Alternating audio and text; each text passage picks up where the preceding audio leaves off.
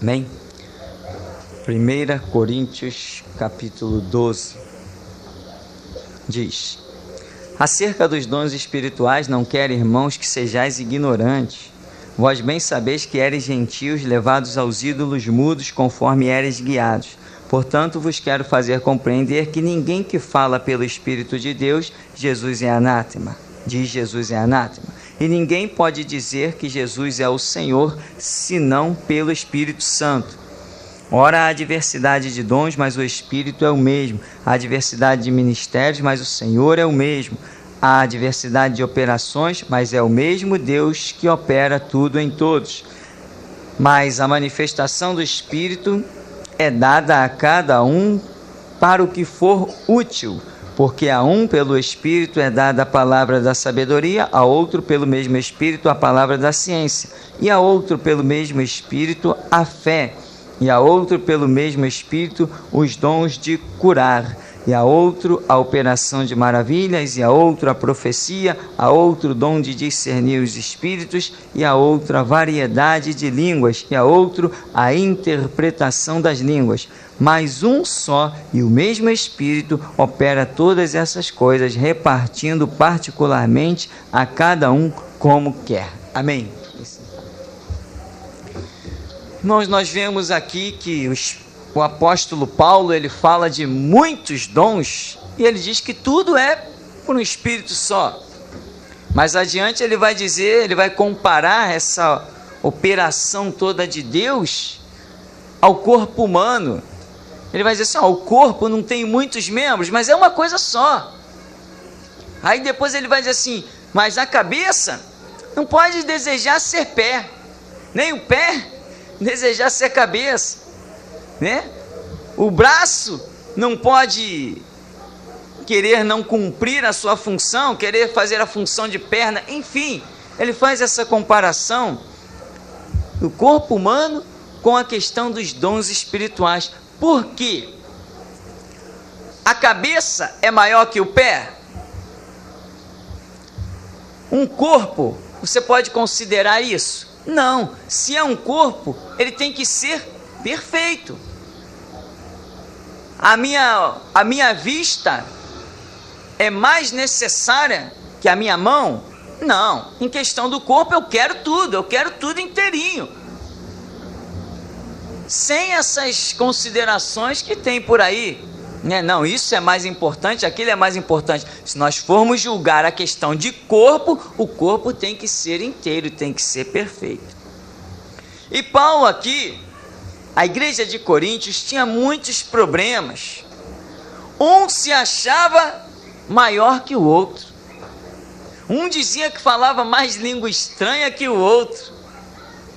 Um dizia que profetizava, então por profetizar era maior que o outro que não profetizava.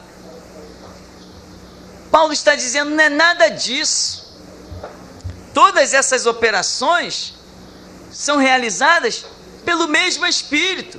Se ele repartiu para este e repartiu para aquele, é para que tudo seja unido, junto, para a glória de Deus, porque a igreja de Cristo Jesus não é dividida, é um corpo só. Na verdade, Paulo vem dando uma bronca muito grande. Tem capítulos anteriores que ele fala com uma certa ira, dá para perceber nas palavras dele a ira, chega ao ponto que ele diz assim, olha, eu falo mais língua que todos vocês, mas isso não adianta nada.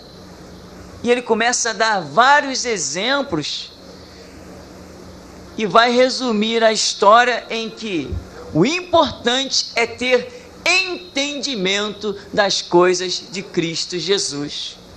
Porque tem, na verdade, muita gente que fala em língua, profetiza, etc, etc, mas não tem o entendimento bem certinho das coisas de Deus. São aquelas pessoas que só podem ser realmente utilizadas por Deus em uma determinada área, mas na outra estão fora.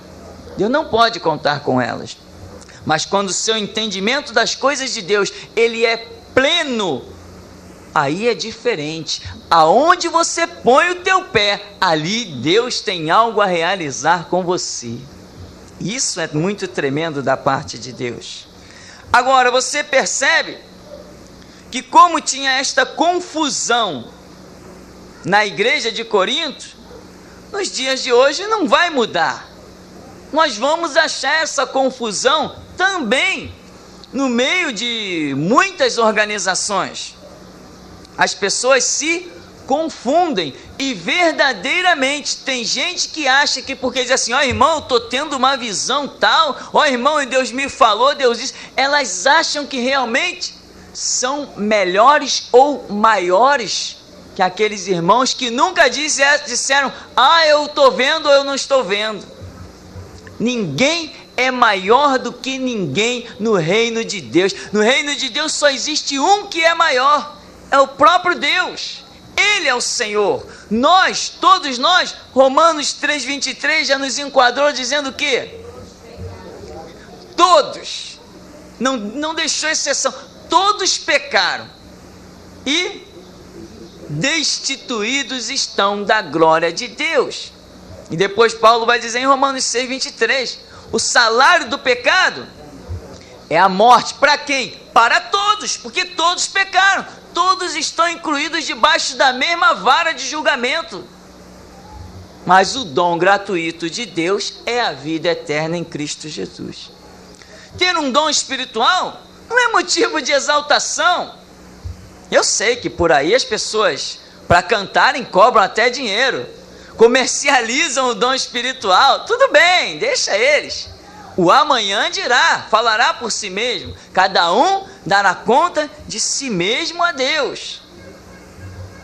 Tem gente que pega o dom de Deus para aparecer. Não, o dom de Deus não é para eu aparecer. O dom de Deus é para Deus aparecer. Se o dom é dele. O que nós faríamos sem a palavra de Deus? O que nós estaríamos fazendo aqui sem a palavra de Deus? O que nós estaríamos fazendo aqui sem o nome de Jesus? O que nós estaríamos fazendo aqui sem a Bíblia, sem o Espírito Santo? Que razão teria nós estarmos aqui? Nenhuma, absolutamente nenhuma. Então nenhum de nós tem motivo de se gloriar? Absolutamente nenhum motivo. E a bronca de Paulo, ele até diz assim, acerca dos dons espirituais, irmãos, não quero que sejais ignorantes. Por quê? Estava havendo uma confusão e escreveram para o apóstolo Paulo perguntando sobre a questão dos dons espirituais e ele está dando essa resposta. Agora, como eu falei, e a Bíblia vai dizer que não há nada novo debaixo deste céu, então as coisas vão se repetindo. Por isso que história é algo preciosíssimo. História ensina muito. Por quê? Porque os seres humanos eles vão repetindo as suas atitudes, ou certas ou erradas. Então história, meu irmão, é uma ciência belíssima para se estudar. Quem estuda história conhece os caminhos das sociedades mundiais, conhece as possíveis decisões dos seres humanos pela história. Então, Paulo, depois de dar essa bronca, principalmente no capítulo 7, ele chega aqui e dá essa lição. Hoje, como falamos, as coisas estão se repetindo e esta confusão está acontecendo, e o triste é que as pessoas estão atrofiando as suas próprias vidas. Eu tenho sempre falado nesse ponto, a pessoa não discerne o seu próprio talento, aquilo que Deus separou para ela. A pessoa não discerne o seu próprio ministério. Às vezes ela é um belo profeta, Deus trata com a pessoa daquela maneira, Deus dá visões no meio do culto, Deus fala ao espírito da pessoa, Deus dá sonhos proféticos, a pessoa é profeta, mas aí daqui a pouquinho, na primeira oportunidade, ela quer se colocar na posição de pastor. Por quê? Porque muitas vezes o povo, de um modo geral, conhece a Bíblia muito pouco.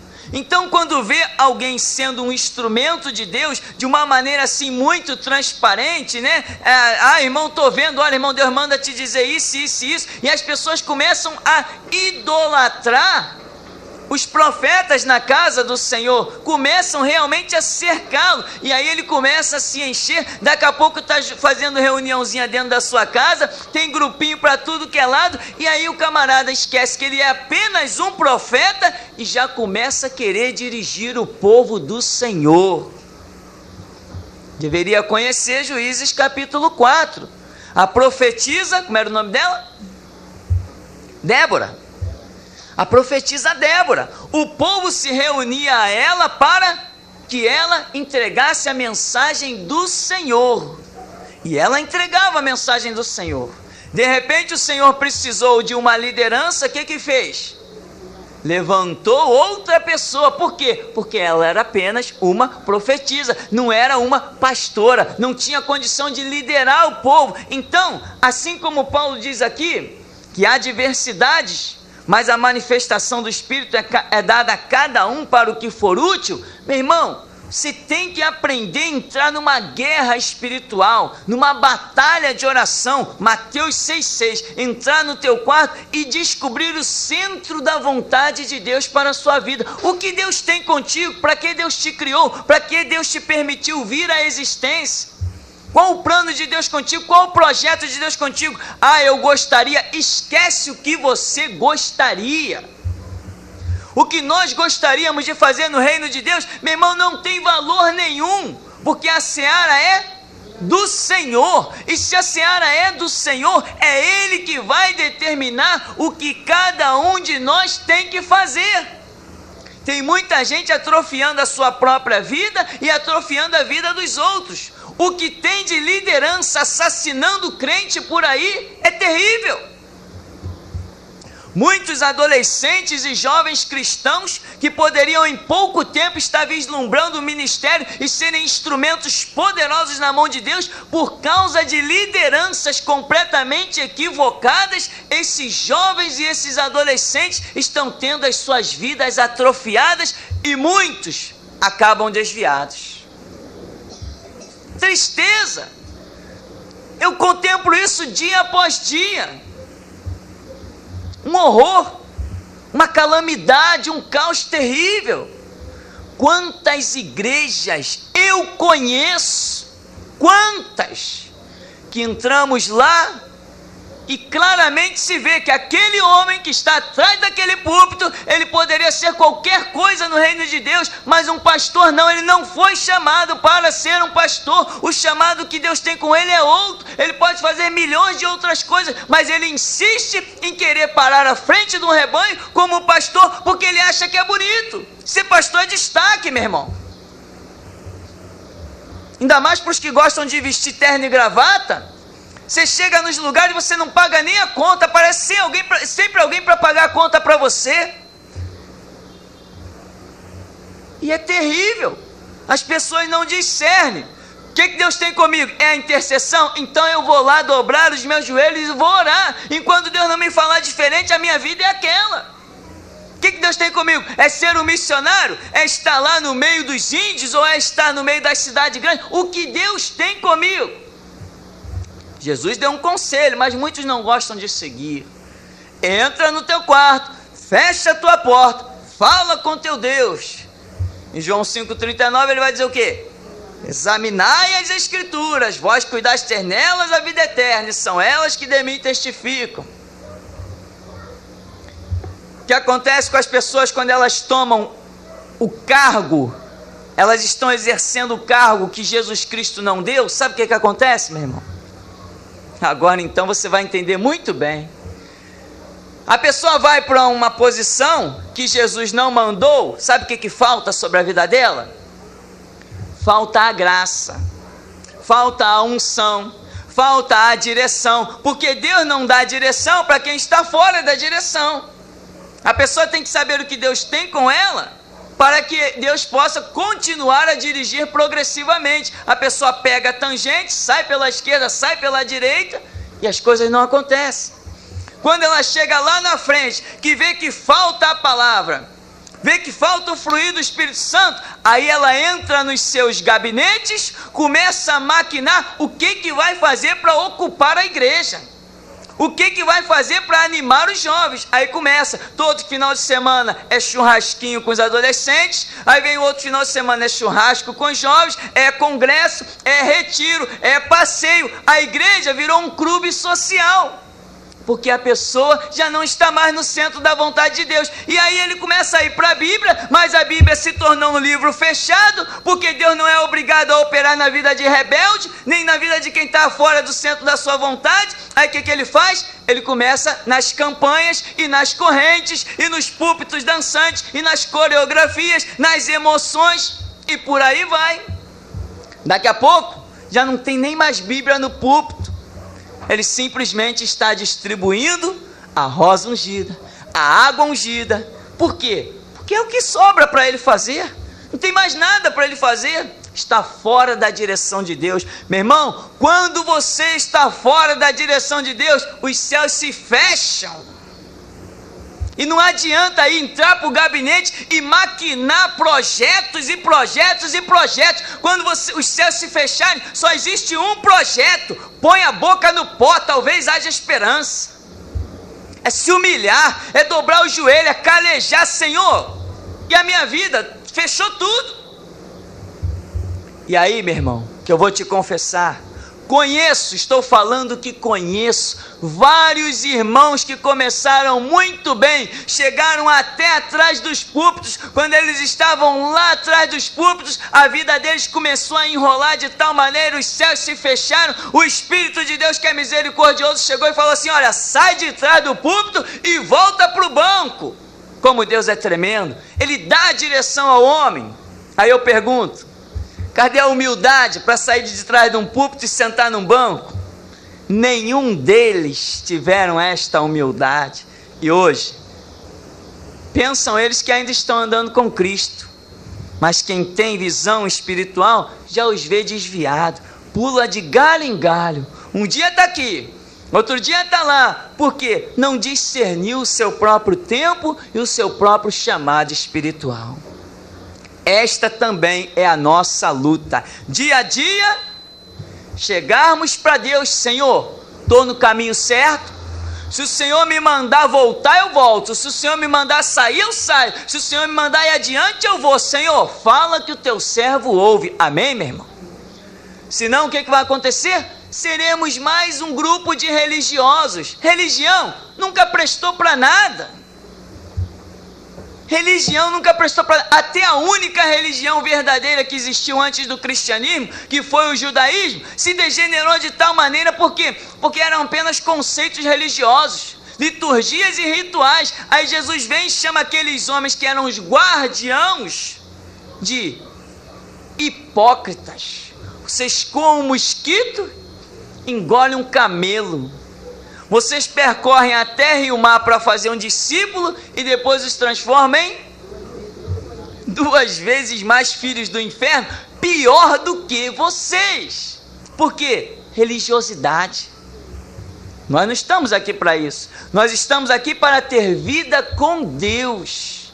Vida com Deus é diferente de religiosidade. Religiosidade, meu irmão, são esses que não descobriram o que Deus quer das suas vidas. Aí, irmão, aqui não se corta cabelo. Religiosidade. Irmão, aqui as mulheres não usam calça comprida. É religiosidade. Irmão, cuidado com o brinco. Olha a vaidade. Religiosidade. Olha o sapato alto. Daqui a pouco começam a inventar uma moda. Já disseram até que o diabo já se manifestou e disse que fez, que ele que criou aquela moda, que ele que criou aquela roupa. Já tem até demônio alfaiate por aí. Pode rir. Infelizmente. Por quê? Porque o homem perdeu o prumo da palavra de Deus. Se eu não estou sentindo a unção de Deus, se eu não estou sentindo o poder de Deus, o erro está em mim. Eu tenho que me arrepender no pó e na cinza. E ter humildade de dizer: Senhor, o que eu faço? Desce do teu pedestal. Eu desço. Tem que descer. Amém, queridos? Está aqui, os dons estão aqui, os talentos estão aqui. E hoje? Muita gente não gosta de ouvir isso. O que tem de pastora por aí, meu irmão? Mas quando abre a boca, dá para ver na cara que não é pastora. Pastor, eu vou ficar careca de dizer, pastor não é quem tem carteira, pastor não é quem foi consagrado pelos homens, pastora não é que foi numa junta dessas daí que é o que mais tem hoje, tirou uma carteirinha, ou que teve o seu nome redigido numa ata, ou porque alguém falou. Não é nada disso, meu irmão. No reino de Deus nós só somos alguma coisa se Cristo Jesus se manifestar e disser, tu és.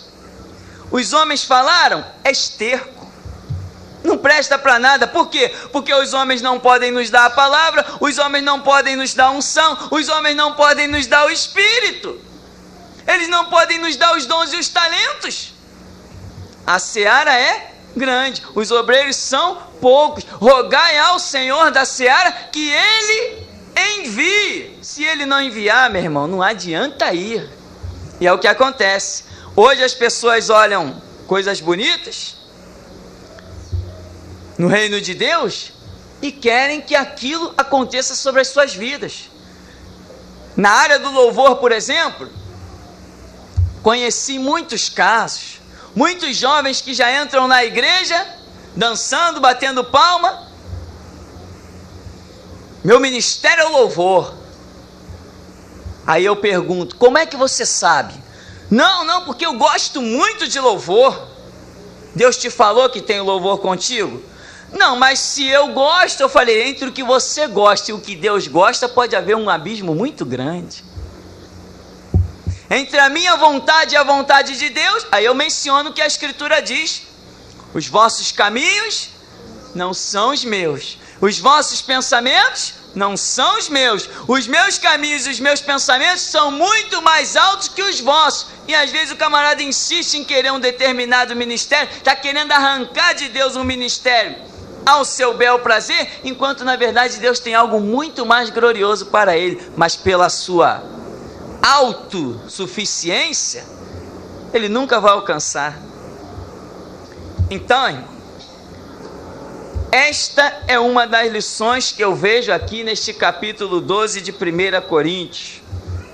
E você lendo antes, você vai ver, como eu falei, aquela confusão toda que está existindo nessa igreja de Coríntios. E nos dias de hoje está existindo a mesma coisa. Está acontecendo a mesma coisa. Se nós andarmos naquilo que Deus tem para nós, Ele acrescenta sobre as nossas vidas dia a dia. Davi, quando foi posto por Deus num trono, ele se tornou um rei. Se tornou um rei. Depois, o que foi acrescentado à vida de Davi? O sacerdócio e a profecia. Davi se tornou profeta, rei e sacerdote, tipificando o ministério de Jesus Cristo, que também foi profeta, rei e sacerdote. Mas Davi poderia imaginar na vida dele, presta bem atenção, eu quero ser um profeta. O homem tem condições de se tornar um profeta? Um rei, o homem tem condições de se tornar. Existiram milhares de reis na história aí, uns que usurparam o trono, foi rei. A história mostra o rei fulano, como que ele reinou? Matou lá alguém, usurpou o trono de alguém, herdou o trono de alguém. Naturalmente as coisas aconteceram. Agora, um profeta, um sacerdote, esses são ofícios que, se Deus não der, meu irmão, não tem como você conquistar. E assim são os talentos espirituais descritos aqui por Paulo. Se ele não der, não adianta perseguir, porque você não vai alcançar. E muitas vezes as pessoas estão exatamente fazendo o contrário. Deus está dirigindo para um lado, mas a pessoa insiste em querer ir para o outro lado. Não, Senhor, isso eu não quero trabalhar com isso, eu quero trabalhar com aquilo dali. Não, Senhor, esse talento não, eu não quero, troca por outro. Pode parecer piadas e brincadeiras, meu irmão, mas estamos falando de coisas seríssimas, experiências do dia a dia, que infelizmente tem matado a vida de muitas pessoas, e o pior, matado a vida daqueles que os acompanham. Por isso, você tem que, Mateus 6,6, entra no teu quarto, fecha a tua porta, fala com teu pai. Ele que vai dizer o que tem contigo, ele que vai trazer o mover do Espírito sobre a tua vida, ele que vai abrir as portas para você, e a porta que ele abre. Mas se os homens abrirem porta para você, irmão, os próprios homens fecharão. Agora, quando Jesus abre, quero ver o homem fechar. Amém? Você possa meditar nessa palavra. O Senhor nos abençoe em nome de Jesus.